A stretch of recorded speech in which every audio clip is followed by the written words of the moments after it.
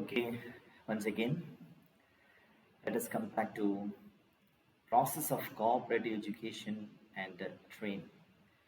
Cooperative education provide ചെയ്യുമ്പോൾ എന്ത് പ്രോസസ്സിലൂടെയാണ് അത് ചെയ്യുന്നത്, എന്തൊക്കെ പ്രോസസ്സാണ് നാം ശ്രദ്ധിക്കേണ്ടതിനെ കുറിച്ചാണ്, അല്ലെങ്കിൽ അതിൻ്റെ സ്റ്റെപ്പിനെ കുറിച്ചാണ് പറയുന്നത്. It's A planned and systematic process involving different steps. അതായത് കോപ്പറേറ്റീവ് എഡ്യൂക്കേഷനും ട്രെയിനിങ് എന്ന് പറയുന്നത് വളരെ പ്ലാൻഡ് ആയിട്ടുള്ള സിസ്റ്റമാറ്റിക് ആയിട്ടുള്ള ഒരു പ്രോസസ്സാണ്. അതിനകത്ത് നിരവധി സ്റ്റെപ്പുകളുണ്ട്. Let us move on to first step, analysis of education and training needs. So ആദ്യമേ തന്നെ നമ്മൾ ചെയ്യേണ്ട കാര്യം, we have to identify clearly the areas which face problems due to inadequate education and training programs. ഓരോ സൊസൈറ്റിയും face ചെയ്യുന്ന problems വ്യത്യാസമായിരിക്കും. അപ്പോൾ ആദ്യം ആ സൊസൈറ്റി ഫേസ് ചെയ്യുന്ന പ്രോബ്ലം ഏത് ഏരിയ ആണ്, ട്രെയിനിങ്ങിൻ്റെ അപ്രത്യത മൂലം ആ ഓർഗനൈസേഷൻ ഫേസ് ചെയ്യുന്ന പ്രോബ്ലം ഏത് ഏരിയയിലാണ് ഐഡൻറ്റിഫൈ ചെയ്യുന്നത്. So, adherence to cooperative principles and laws, expertise of the management committee, handling of resources, quality of manpower, role of members, participative democracy, interrelations, quality of services offered, and efficiency in operations are some of the major areas which are analyzed for identifying the need for education and training. ഇപ്പോൾ നിങ്ങൾ കണ്ടിരിക്കുന്ന ഈ കുറച്ച് areas ഉണ്ട്. Cooperative പ്രിൻസിപ്പിൾസിൻ്റെ ലോയുടെ കയറും, management എക്സ്പേർട്ടിൻ്റെ കമ്മിറ്റിയുടെ എക്സ്പെർട്ടൈസിനെ കുറിച്ച്, റിസോഴ്സസിൻ്റെ ഹാൻഡ്ലിങ്ങിനെ കുറിച്ച്, മാൻ പവറിൻ്റെ ക്വാളിറ്റിയെ കുറിച്ച്, മെമ്പേഴ്സിൻ്റെ റോളിനെ കുറിച്ച്, ഡെമോക്രസി, റിലേഷൻഷിപ്പ്, സർവീസസിനെ കുറിച്ച്, ഇതൊക്കെയാണ് നോർമൽ സെൻസിൽ ഒരു സൊസൈറ്റി ഫേസ് ചെയ്യുന്ന ചില ഇഷ്യൂസ് വരുന്ന ഏരിയാസ് എന്ന് പറയുന്നത്, മേജർ ഏരിയാസ് എന്ന് പറയുന്നത്. അപ്പോൾ ഇതിൽ ഏത് ഏരിയയിലാണ് സൊസൈറ്റി ഫേസ് ചെയ്യുന്ന ഇഷ്യൂ, ഏത് ഏരിയയിലാണ് ഐഡൻറ്റിഫൈ ചെയ്യുക, അല്ലെങ്കിൽ അവിടെയാണ് എഡ്യൂക്കേഷൻ കൊടുക്കേണ്ടത്, അവിടെയാണ് ട്രെയിനിങ് കിട്ടേണ്ടത്. ഫോർ എക്സാമ്പിൾ, ഇപ്പോൾ ഒരു സൊസൈറ്റി, സപ്പോസ് ഇപ്പോൾ കോട്ടയത്തുള്ള ഒരു സൊസൈറ്റി പറയുകയാണ്, we have some issues with the quality of man power. നമുക്ക് മാൻ പവറിൻ്റെ ക്വാളിറ്റിയിൽ ചില ഇഷ്യൂ ഉണ്ട്. അപ്പോൾ അവിടെ അവരുടെ ട്രെയിനിങ് വേണ്ടത്, അല്ലെങ്കിൽ എഡ്യൂക്കേഷൻ വേണ്ടത് മാൻ പവറിൻ്റെ ക്വാളിറ്റിയാണ് അവർ ഐഡൻറ്റിഫൈ ചെയ്യുന്നത്. അപ്പോൾ ഏതൊരു സൊസൈറ്റിയും ചെയ്യേണ്ട ഫസ്റ്റ് അല്ലെങ്കിൽ ഫോർമോസ്റ്റ് സ്റ്റെപ്പ് എന്ന് പറയുന്നത് ഈ ഏരിയ ഐഡൻറ്റിഫൈ ചെയ്യുക എന്നുള്ളതാണ്. Secondly, setting the education and training objectives. അപ്പം ആദ്യമേ തന്നെ നമ്മൾ ട്രെയിനിങ്ങിൻ്റെ നീഡ് അനുസരിച്ച് നമ്മൾ പോവുകയാണ്. അതായത് on the basis of education and training needs identified, specific objectives of the education and training has to be established. അപ്പോൾ നമ്മൾ പറഞ്ഞു, എക്സാമ്പിൾ വെച്ച് തന്നെ പോവുകയാണെങ്കിൽ, കോട്ടയത്തുള്ള സൊസൈറ്റി ഫേസ് ചെയ്യുന്ന ഏറ്റവും വലിയ പ്രോബ്ലം എന്ന് പറയുന്നത് ക്വാളിറ്റി ഓഫ് മാൻ പവർ ആണ്, അല്ലെങ്കിൽ മാൻ പവർ റിസോഴ്സസ് നന്നായിട്ട് യൂട്ടിലൈസ് ചെയ്യാൻ പറ്റുന്നില്ല. നമ്മൾ ആദ്യം ഏരിയ ഡിസൈൻ ചെയ്തു. ഇനി ഏരിയ ഡിസൈൻ ചെയ്തതിന് ശേഷം നമ്മൾ നെക്സ്റ്റ് പോകേണ്ടത് സ്പെസിഫിക് ആയിട്ട് എന്ത് കാര്യങ്ങളാണ് അവർക്ക് വേണ്ടത്, എഡ്യൂക്കേഷൻ അല്ലെങ്കിൽ ട്രെയിനിങ് എന്തിലാണ് അവർക്ക് കിട്ടേണ്ടത്. ഇപ്പം ഫ്രണ്ട് ഓഫീസ് മാനേജ്മെൻറ്റിലാണോ, അല്ലെങ്കിൽ അക്കൗണ്ടിങ് പ്രാക്ടീസസിലാണോ, ഈ സ്റ്റോക്ക് മാനേജ്മെൻറ്റുമായിട്ട് ബന്ധപ്പെട്ടുള്ള കാര്യങ്ങളാണ്, എവിടെയാണ് അവർക്ക് ട്രെയിനിങ് വേണ്ടതെന്നുള്ള സ്പെസിഫിക് ഒബ്ജക്റ്റീവ്സ് ഐഡൻറ്റിഫൈ ചെയ്യുന്നു. ഇവിടെ ഒരു എക്സാമ്പിളിനകത്ത് മറ്റൊരു ടേമിലായിട്ടാണ് പോകുന്നത്. If the need identified is to strengthen the democratic process in the functioning of cooperative enterprises, objectives have to be established based on that need. ഇവിടെ പറഞ്ഞിരിക്കുന്നത് ഡെമോക്രാറ്റിക് പ്രോസസ്സാണ്. നമ്മൾ ഡെമോക്രാറ്റിക് പ്രോസസ്സിനല്ല നേരത്തെ എക്സാമ്പിളൊക്കെ പറഞ്ഞ ക്വാളിറ്റിയാണ് മാൻ പവറിൻ്റെ. അപ്പോൾ ക്വാളിറ്റിയെ കുറിച്ചുള്ള ഒബ്ജക്റ്റീവ്സ് നമ്മൾ സെറ്റ് ചെയ്യണമെന്ന് ഉദ്ദേശിക്കുന്നത്. അപ്പം determining the objectives helps to chalk out the training programmes that effectively meet the needs of the that needs identified. അതായത് നമ്മുടെ ആവശ്യം എന്താണോ, നമ്മൾ ഫേസ് ചെയ്യുന്ന പ്രോബ്ലം എന്താണോ, ആ പ്രോബ്ലത്തിന് പരിഹാരം കണ്ടെത്താൻ രീതി വേണം നമ്മൾ ട്രെയിനിങ്ങിൻ്റെ ഒബ്ജക്റ്റീവ്സ് സെറ്റ് ചെയ്യാനായിട്ട്. ഇപ്പോൾ നമ്മുടെ ഓർഗനൈസേഷനകത്ത് ആർക്കും കമ്പ്യൂട്ടർ ഉപയോഗിക്കാനായിട്ട് അല്ലെങ്കിൽ സോഫ്റ്റ്വെയർസ് ഉപയോഗിക്കാനായിട്ട് നന്നായിട്ട് അറിയത്തില്ല. മാൻ പവർ ഫേസ് ചെയ്യുന്ന ഏറ്റവും വലിയ പ്രോബ്ലം അതാണ്. അപ്പോൾ അവർക്ക് നല്ലൊരു വർക്ക്ഷോപ്പ് സെറ്റ് ചെയ്യണം. എല്ലാവർക്കും ഈ പറയുന്ന കമ്പ്യൂട്ടറിൻ്റെ പരിജ്ഞാനം കൂടുന്നതിന് വേണ്ടി ഒരു വർക്ക്ഷോപ്പ് സെറ്റ് ചെയ്യണം. അപ്പോൾ നമ്മൾ സെക്കൻഡ് സ്റ്റേജ് എന്ന് പറയുന്നത് മേജർ ഏരിയയെ ഐഡൻറ്റിഫൈ ചെയ്തതിന് ശേഷം സെക്കൻഡ് സ്റ്റേജിൽ വരുമ്പോൾ അതിൻ്റെ അകത്തെ പ്രശ്നം എന്താണെന്നുള്ളത് കുറേ കൂടി സ്പെസിഫിക് ആയിട്ട് ഐഡൻറ്റിഫൈ ചെയ്യുക എന്നുള്ളതാണ് ഉദ്ദേശിക്കുന്നത്. Then next one is identifying the target group. That means that selecting the target group or trainee is a major issue in cooperative education and training programs or process. Right education and training program have to be offered to the right target group. If the objective of the education and the training program is to improve the financial performance of the employees or cooperatives, Then specialized education and training has to be given to the management committee because they are interested with the utilization of funds in cooperatives. So identifying the target group ഞാൻ already പറഞ്ഞു കോട്ടയത്തുള്ളൊരു cooperative society അവിടുത്തെ quality of man power ആണ് അവിടുത്തെ major issue എന്ന് identify ചെയ്തു. അതിനുശേഷം കുറേ കൂടെ സ്പെസിഫിക് ആയിട്ട് അവർ പറയുകയാണ് ഇവിടുത്തെ എംപ്ലോയീസിന് കമ്പ്യൂട്ടർ പരിജ്ഞാനം അല്ലെങ്കിൽ അതിൻ്റെ അത് ഈ സോഫ്റ്റ്വെയർസ് യൂസ് ചെയ്യാനുള്ള ലാക്ക് ഓഫ് എബിലിറ്റിയാണ് ഐഡന്റിഫൈ ചെയ്തു. ഇനി നമ്മൾ ചെയ്യേണ്ടത് അത് ആർക്കാണ് അത്തരത്തിലുള്ള പ്രശ്നങ്ങളുള്ളത്, മിനിസ്റ്റീരിയൽ സ്റ്റാഫ് അല്ലെങ്കിൽ ഈ പറയുന്ന ലോവർ ഡിവിഷനിൽ വർക്ക് ചെയ്യുന്ന ആളുകൾക്കാണോ അതോ കുറച്ചുകൂടെ ഹയർ ലെവലിൽ വർക്ക് ചെയ്യുന്നവർക്കാണോ, അപ്പോൾ ഏത് മാനേജ്മെന്റ് ആണ്, മിഡിൽ ലെവലിൽ നിൽക്കുന്നവരാണോ ടോപ്പ് ലെവലിൽ നിൽക്കുന്നവരാണോ, ക്ലറിക്കൽ വർക്ക് ചെയ്യുന്നവരാണോ അതോ സെക്രട്ടറി പോലെയുള്ള മുകളിലോട്ടുള്ള ആളുകൾക്കാണ് എൻ്റെ ഇഷ്യൂ, അങ്ങനെയാണെങ്കിൽ ആ ഗ്രൂപ്പിനെ ഐഡന്റിഫൈ ചെയ്യണം. അതാണ് തേർഡ് സ്റ്റെപ്പ് എന്ന് പറയുന്നത്. Next one is structuring the curriculum. That means the subject of education and training programs have to be decided on the basis of objectives and the target group. അതായത് നമ്മളുടെ target ഗ്രൂപ്പിന്റെ ആരാണ്, ആ target ഗ്രൂപ്പിന് എന്ത് ലക്ഷ്യമാണ് നേടിയെടുക്കേണ്ടത്, ഇതിൻ്റെയൊക്കെ അടിസ്ഥാനത്തിൽ വേണം നമ്മുടെ ട്രെയിനിങ് പ്രോഗ്രാം സെറ്റ് ചെയ്യാനായിട്ട്. So management development programs to improve their managerial efficiency are offered to the managing committee. Job specific skill development programs are offered to the employees. And general subjects on corporation and the functioning of the cooperative enterprise are offered to all the parties. അപ്പോൾ ഇവിടെ നമ്മുടെ curriculum design ഇപ്പം ഞാൻ already പറഞ്ഞു software issue ആണ് ഇവിടുത്തെ main പ്രശ്നം. സോഫ്റ്റ്വെയറിൻ്റെ utilisation, അതിൻ്റെ പ്രോപ്പർ യൂസ് ശരിക്കും എംപ്ലോയീസിന് അറിയത്തില്ല, എല്ലാ എംപ്ലോയീസിനും അറിയത്തില്ല. അപ്പോൾ നമ്മുടെ ടാർഗറ്റ് ഗ്രൂപ്പ് എന്ന് പറയുന്നത് എവറി എംപ്ലോയീസ് ആണ്. അപ്പോൾ അവരിലായിട്ട് നമ്മളൊരു അവർക്ക് വേണ്ട ട്രെയിനിങ് പ്രോഗ്രാം അവർക്ക് വേണ്ടി നമ്മൾ സെറ്റ് ചെയ്യുന്നു, സ്ട്രക്ചർ ചെയ്യുന്നു. Then next one is designing appropriate programmes. അപ്പോൾ നമ്മൾ ഓൾറെഡി പറഞ്ഞു സോഫ്റ്റ്വെയർസ് തന്നെയാണ് ഇഷ്യൂ, അതാണ് അവരുടെ മെയിൻ പ്രോബ്ലം. ഇനി അതിനെ ഇംപ്രൂവ് ചെയ്യാനായിട്ട് എന്ത് ചെയ്യണം? We have to design or develop appropriate programs. That means education training programs is designed by incorporating the essential subjects and skill development techniques. എംപ്ലോയീസിൻ്റെ സ്കിൽ ഡെവലപ്മെന്റ് ആണ് ലക്ഷ്യം എന്നുണ്ടെങ്കിൽ അതിന് ഉതകുന്ന തരത്തിലുള്ള ഒരു പ്രോഗ്രാം ആയിരിക്കണം ഡിസൈൻ ചെയ്യുന്നത്. അവിടെ സമയം വേണം. ഫോർ എക്സാമ്പിൾ ഇപ്പോൾ ഇവിടുത്തെ എംപ്ലോയീസിന് സോഫ്റ്റ്വെയർ ഉപയോഗിച്ചുകൊണ്ട് ഈ പറയുന്ന കാര്യങ്ങൾ ചെയ്യാൻ, അതായത് ഈ കോപ്പറേറ്റീവ് സൊസൈറ്റി പുതിയൊരു സോഫ്റ്റ്വെയർ അവരുടെ ബാങ്കിൽ ഇൻട്രൊഡ്യൂസ് ചെയ്തു, കോപ്പറേറ്റീവ് സൊസൈറ്റിയിൽ ഇൻട്രൊഡ്യൂസ് ചെയ്തു. അതെല്ലാവർക്കും ഉപയോഗിക്കാൻ അറിയത്തില്ല. ഉപയോഗിക്കുന്നവർക്ക് പലതരത്തിലുള്ള മിസ്റ്റേക്കുകളൊക്കെ വരുന്നു. അപ്പോൾ മാനേജ്മെന്റ് അത് നോക്കിയപ്പോൾ കണ്ടെത്തി എംപ്ലോയീസിന്റെ സ്കിൽ അത്ര പോരാ. So we have to improve the skill. അപ്പോൾ ഇംപ്രൂവ് ദി സ്കിൽ എന്ന് പറയുന്ന ഓപ്ഷൻ തിരഞ്ഞെടുത്തപ്പോൾ അവർക്ക് സോഫ്റ്റ്വെയർ ഡെവലപ്മെന്റ് ആണ് വേണ്ടത്. അപ്പോൾ അതിന് വേണ്ട ഒരു നല്ല കരിക്കുലം ഡിസൈൻ ചെയ്യുന്നു, ആർക്കൊക്കെ വേണമെന്ന് തീരുമാനിച്ചു. അതിനുശേഷം ഇത്തരത്തിലുള്ള ഈ സോഫ്റ്റ്വെയർ ഇഷ്യൂ സൊല്യൂഷൻ കണ്ടെത്താൻ പറ്റിയ ഏറ്റവും നല്ല 2 വ്യക്തികളെ അല്ലെങ്കിൽ ഏറ്റവും നല്ല ഗ്രൂപ്പിനെ കണ്ടെത്തുന്നു. അതാണ് ശരിക്കും ഇവിടെ ഉദ്ദേശിക്കുന്ന അപ്രോപ്രിയേറ്റ് പ്രോഗ്രാം എന്ന് പറയുന്നത്. ഈ സോഫ്റ്റ്വെയർ ഡെവലപ്പ് ചെയ്ത ആളുകളെ തന്നെ വിളിച്ചു വരുത്തി നമ്മൾ അവർക്ക് ക്ലാസ് കൊടുക്കുന്നു. അതിൻ്റെ സമയം വളരെ പ്രധാനപ്പെട്ടാണ്. പെട്ടെന്ന് കൊടുത്ത് നമുക്ക് അതുകൊണ്ടൊരു ബെനിഫിറ്റ് കിട്ടത്തില്ല. കുറച്ചധികം ക്ലാസ്സുകൾ കൊടുക്കുമ്പോഴാണ് എല്ലാവർക്കും അത് നന്നായിട്ട് മനസ്സിലാക്കാൻ സാധിക്കുന്നത്. Then selecting the experts for education and training. അപ്പോൾ ഇവിടെ അത് വീണ്ടും ചൂണ്ടിക്കാണിക്കുകയാണ്. Experts are to be identified and selected for giving education and training to the target group. Finding out the expert in various subjects is a difficult problem faced by most of the agencies in cooperative education and training. Lack of experts in different field of study sometimes affect the education and training process.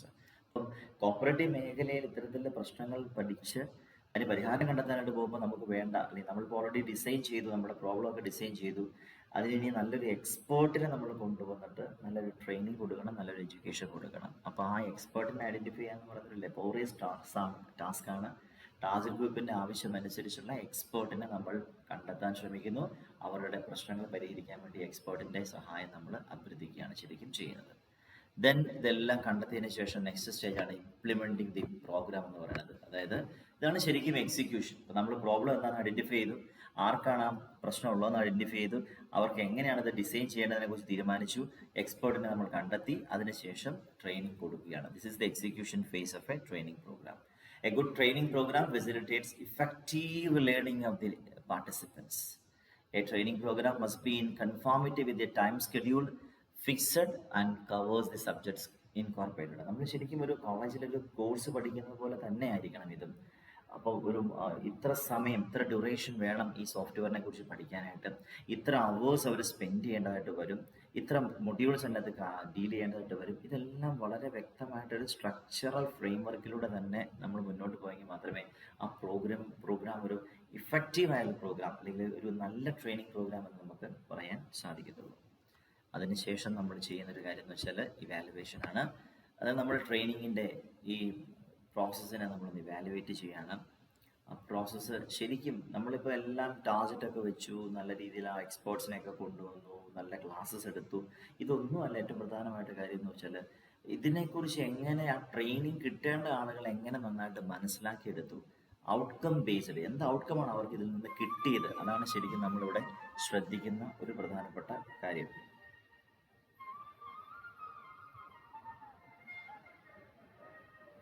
Second,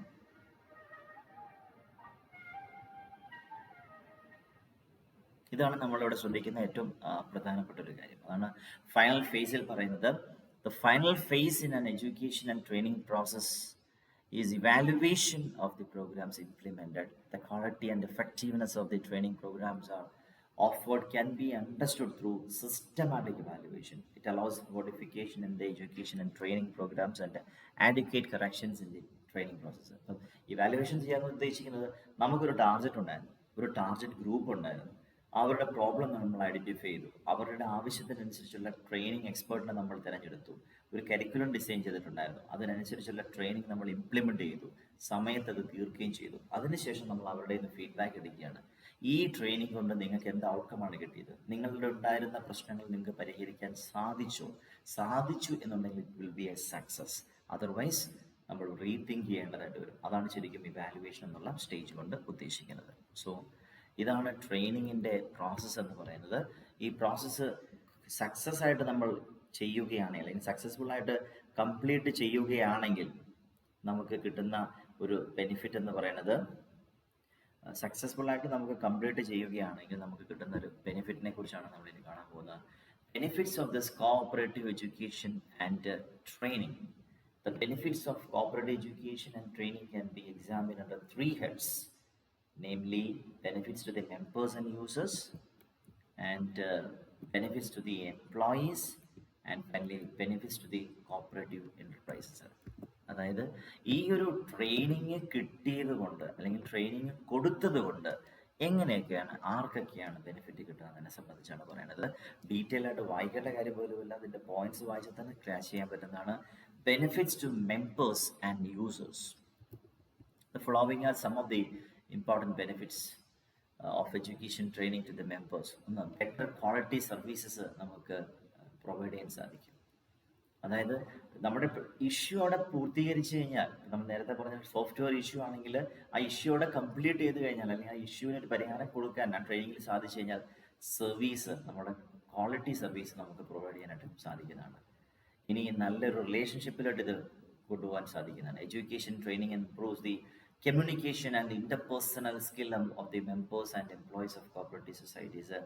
helps to reduce chances of conflict. മെമ്പേഴ്സും ഈ എംപ്ലോയീസും തമ്മിലൊരു നല്ലൊരു communication skill ട്രെയിനിങ്ങിലൂടെ provide ചെയ്യുന്നത് കൊണ്ട് നല്ലൊരു communication skill അവിടെ generate ചെയ്യാൻ സാധിക്കും. അവർക്കിടയിൽ ഉണ്ടായിട്ടുള്ള കോൺഫ്ലിക്റ്റുകളും മറ്റു കാര്യങ്ങളൊക്കെ ഒഴിവാക്കി നല്ലൊരു ഹെൽത്തി റിലേഷൻഷിപ്പ് കൊണ്ടുവരാൻ സാധിക്കും.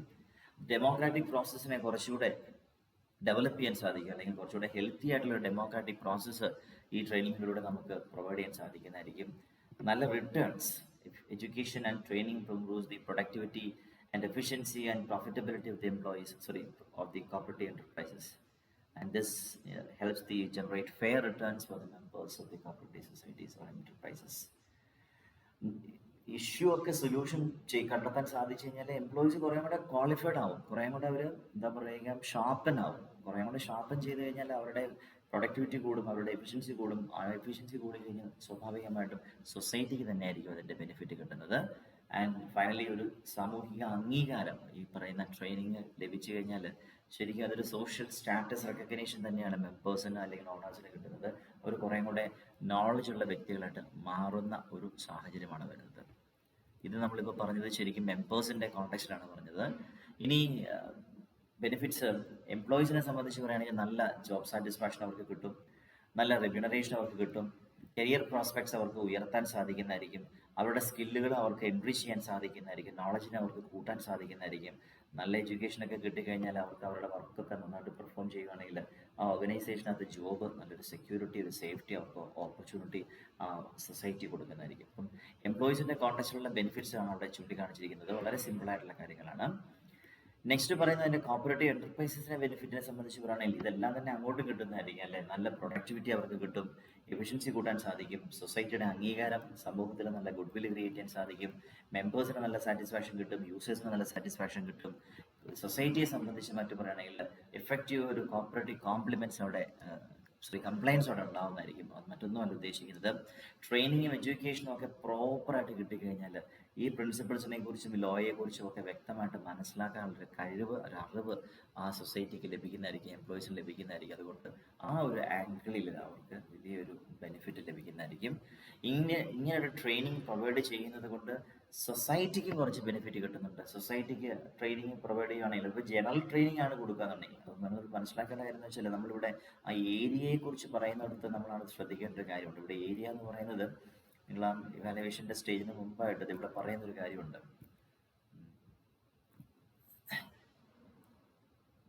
മേജർ ഏരിയാസ് എന്ന് പറയുന്നൊരു ടേം ഉണ്ട്. അതിലാണ് ഇവിടെ നോക്കണം.